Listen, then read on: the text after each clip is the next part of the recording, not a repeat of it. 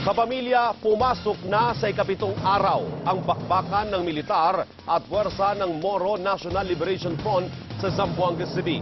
Patuloy pa rin po ang bakbakan pero sa unang pagkakataon, napasok po ng ABS-CBN News ang lugar na pinagkutaan ng MNLF.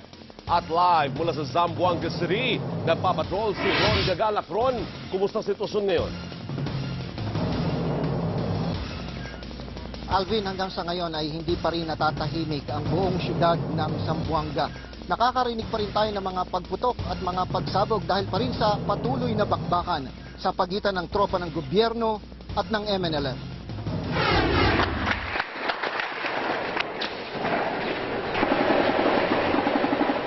Wala pa ring tigil ang pag-alingaw-ngaw ng mga baril. Maya't maya ay may nasusunog na mga gusali. At sa gitna ng labanan, isa-isang nailalabas ang mga nabihag. Katago kami, so ang iba hindi namin alam kung ano nang situation. Kasi wala kami, kung lalabas kami, di ka makuha kami uli. May 5 hanggang 6 na MNLF ayon sa AFP ang nakita ring tumatakbo habang nakatali. Kaya pa sir, kayang-kaya. Oo sir, para sa atin. Para sa bayan. Kaninang umaga, isang babae at 3 lalaki ang nasawi sa ikapitong araw ng bakbakan.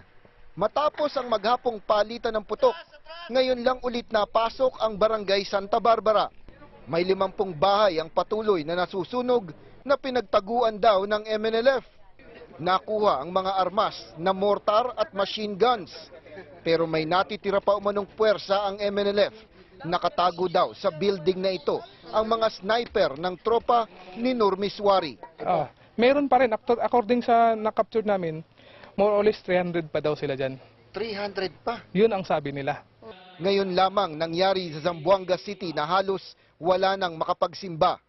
Pero merong iilan na naglalakas loob lumabas ng lansangan, nakikiusap sa magkabilang panig na itigil na ang labanan. Alvin, itong hawak ko ngayon ay isa lamang sa mga bala na bumagsak sa harapan natin kanina na magkaroon ng enkwentro dito sa ating binatatayuan kanina lamang. Ang patunay na ito ay nagkakaroon pa ng mga pagkalat-kalat na mga enkwentro sa pagitan ng dalawang panig. Kung kaya tinaasahan daw na tatagal pa yung labanan. Pero ayon sa militar, nasusukol na nila yung mga pinagtataguan itong MNLF at inaasahan nila na sa linggo na ito ay matapos na ang bakbakan. Alvin. Maraming salamat at mag-iingat kayo dyan. Ron Gagalak, live mula sa Zamboanga.